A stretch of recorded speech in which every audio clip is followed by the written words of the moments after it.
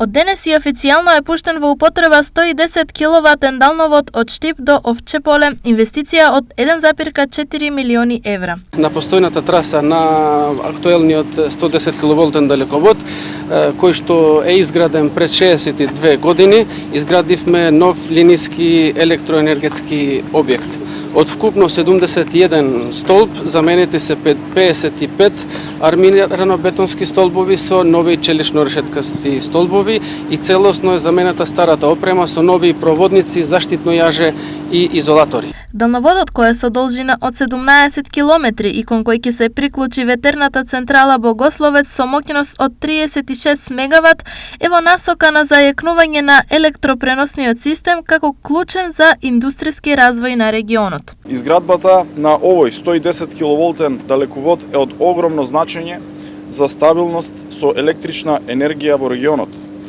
Овде имаме многу нови компании кои имаат потреба од сигурна и стабилна енергија.